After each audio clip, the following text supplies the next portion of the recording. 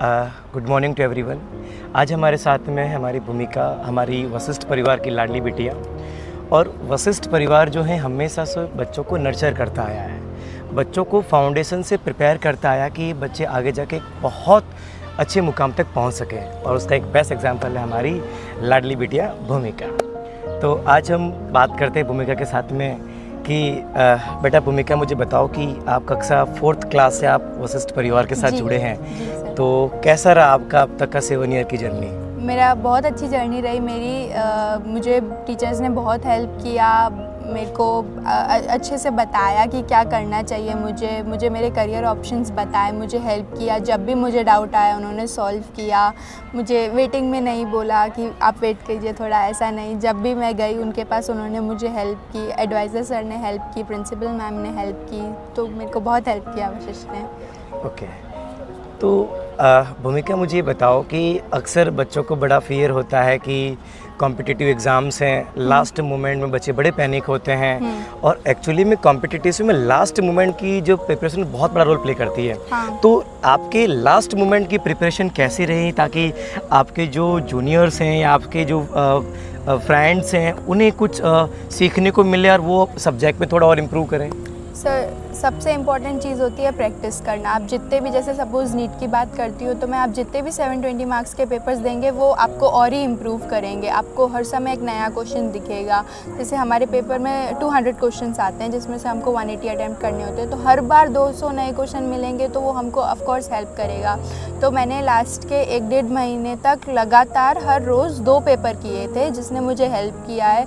मैंने कितने सारे नए क्वेश्चंस देखे। और सबसे इम्पॉर्टेंट होता है कि आप जो गलतियाँ कर रहे हैं उससे आप सीखें। आप अपने एरर्स को नोट करें और उन एरर्स को याद रखें कि मैंने ये गलती की, कैसे की, हम उसको समझें अच्छे से, ताकि हम अगली बार वो गलती रिपीट ना करें। अच्छा, तो भूमिका मुझे बताओ कि एक्चुअली में से नीट के अंदर बायोलॉजी का बहुत बड़ा रोल होता है, राइट?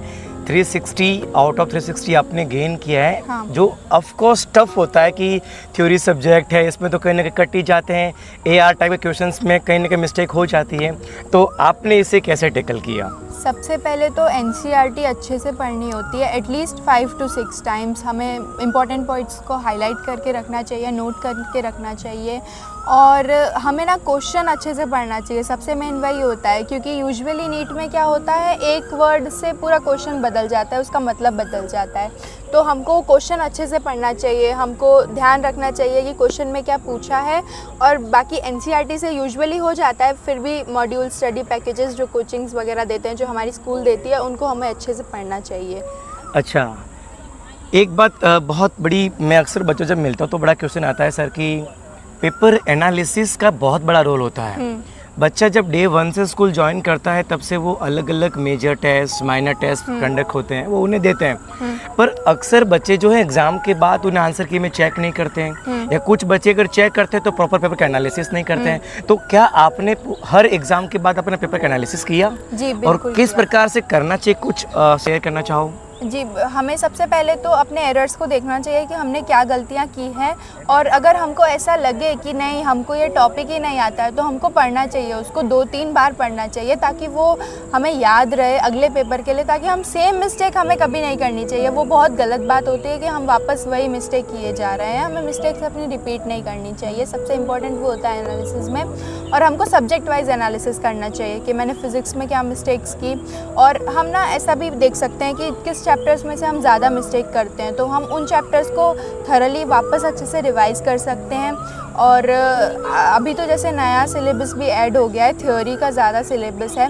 तो थ्योरी में यूजुअली क्या दिक्कत होती है कि याद नहीं रहता, पर हम बार बार उसको पढ़ेंगे तो हमको याद रहता है वो। और पेपर्स में प्रैक्टिस करने से, एनालिसिस करने से ही सब कुछ होता है, सब कुछ अच्छा होता है। अच्छा, तो अभी भूमिका ना में बहुत कुछ इनके जो डीप सेंस बातें थी, या जो इनसाइट ऑफ द सब्जेक्ट था, या insight of the competitive exam की जो प्रिपरेशन में जो कोर वर्ड्स थे या कोर सीक्रेट्स इन्होंने आपके साथ शेयर किए। सबसे बड़ी बात होती है कि आपके साथ में होल ईयर सपोर्ट होना। बच्चा, आपने भूमिका अक्सर देखा होगा कि एग्ज़ाम की प्रिपरेशन में बच्चे बहुत ज़्यादा कॉन्फिडेंस लूज़ कर लेते हैं। बहुत ज़्यादा। एग्ज़ाम के आते आते वो गिव अप करने पे आ जाते हैं। तो कई बार ऐसी सिचुएशन आती है कि हम एफर्ट्स पूरी लगाते हैं, फिर भी हमारे नंबर्स नहीं आते हैं, तो हमारा मोरल डाउन हो जाता है। तो किस प्रकार से आपने भी हिम्मत को लास्ट मोमेंट तक बना के रखा और कॉन्फिडेंस आपने कभी अपना डाउन या टेक डाउन होने नहीं दिया, उसके लिए कॉन्फिडेंस बिल्ड हो सके हमारे सभी बच्चों का, तो उसके लिए कुछ शेयर करना चाहोगे? जी,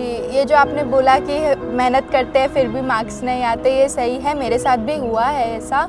पर फिर भी हाँ, करते जाना है, लास्ट मोमेंट तक करते जाना है और अपने पेरेंट्स से बात करनी है। सबसे इम्पोर्टेंट होता है ये कि अपने पेरेंट्स को बताना चाहिए कि हमारे साथ क्या हो रहा है और हम क्यों अच्छा नहीं कर पा रहे हैं। हमें सोचना चाहिए कि क्या हमें नहीं आता कि हम इसी समय अच्छा नहीं कर पा रहे हैं, और अपने पेरेंट्स से बात करनी चाहिए। सबसे इम्पोर्टेंट बात वही होती है, वो हमको काम रखते हैं। और हमें हमारे टीचर्स से भी बात करनी चाहिए, वो हमको हेल्प करेंगे, वो हमको समझते हैं।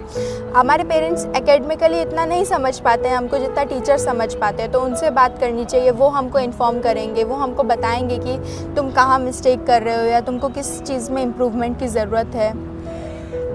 एक चीज़ आपने अक्सर देखा, सभी पेरेंट्स ने नोट की होगी कि सर कॉम्पिटिटिव एग्ज़ाम्स के अंदर रैंक लाना, ऑल इंडिया रैंक लाना, उसके लिए एक सबसे बड़ी चीज़ वो है डिसिप्लिन, वो है कांस्टेंट लगातार लगे रहना। तो हर एक व्यक्ति को, हर एक बच्चे को डिसिप्लिन अपने लाइफ में रखना बहुत ज़रूरी है। तो भूमिका, मुझे ये बताओ कि डिसिप्लिन को लेकर डेफिनेटली आपने बहुत अच्छा डिसिप्लिन था आपका, होल ईयर आप एकदम रेगुलर क्लासें आपने अटेंड की, ईच एंड एवरी एग्ज़ाम आपने दिया। तो डिसिप्लिन कितना ज़रूरी है हर एक बच्चे की लाइफ में, वो आप शेयर करिए। डिसिप्लिन बहुत इम्पॉर्टेंट है। अगर हम कंसिस्टेंट नहीं रहेंगे, अगर हम डिसिप्लिन नहीं रहेंगे तो हम नहीं कर पाएंगे। और हमें रोज़ करना चाहिए, हर रोज़ करना चाहिए। ऐसा नहीं कर देना चाहिए कि आज छुट्टी, आज छोड़ो, नहीं, रोज़ पढ़ना चाहिए, रोज़ करना चाहिए, चाहे कम टाइम के लिए पढ़े पर रोज़ पढ़ना चाहिए। और हमें हर एक भी एग्ज़ाम मिस नहीं करना चाहिए, हमें हर टेस्ट देना चाहिए, हमें हर क्लास लेनी, अटेंड करनी चाहिए, मिस नहीं करना चाहिए कुछ भी। तो वही इम्पॉर्टेंट होता है कि हम हर टेस्ट दें। सबसे इम्पॉर्टेंट वही होता है कि हम एक भी टेस्ट मिस ना करें। ओके, आपने अभी भूमिका को सुना, भूमिका के मार्क्स आपको बता दूँ एंड में अभी तो 720 में से 715 नंबर है, आउट ऑफ 720 में से 715 मार्क्स हैं और ऑल इंडिया 7 रैंक है। देखो, ये वशिष्ठ के अंदर एग्जाम्पल्स हैं, एक नहीं बहुत सारे वशिष्ठ में भी ऐसे आप मिलोगे 1 बाय 1 जो लगातार अपने सब्जेक्ट में, अपने कंटेंट में एक्सेलेंस पर हैं। तो हमने अभी जो है भूमिका को सुना, पर एक बात और सभी पेरेंट्स को मैं कहना चाहूँगा, जीवन के अंदर एक तो गिव अप नहीं करना, उसके बाद डिसिप्लिन बना के काम करते रहना। हर रोज़ अगर गलती होती है तो हर बार नई गलती करके उसे रेक्टिफाई करना सबसे इम्पोर्टेंट लाइफ में हमारे टास्क होता है। कुछ भी जीवन में इम्पॉसिबल नहीं है, each and everything is possible. अगर आप चाहते हैं आप सब कुछ अचीव कर सकते हैं। जीवन में कहते हैं ना, practice make a man perfect, इसका बेस्ट एग्जाम्पल है हमारी लाडली बिटिया। हम लाडली बिटिया को थैंक यू कहना चाहेंगे कि वशिष्ठ परिवार में हमेशा आते रहें, जुड़े रहें और सभी बच्चों के साथ में और हमारी पूरी टीम के साथ में मिलकर आपके आगे के भविष्य के अंदर हमें आपसे एक्सपेक्ट है कि आप भविष्य के अंदर देश और दुनिया में भारत का नाम रोशन करेंगे, एक गुड डॉक्टर बनकर और अच्छे से पोजीशन लेके देश का नाम रोशन करेंगे। थैंक यू भूमिका। Thank you sir.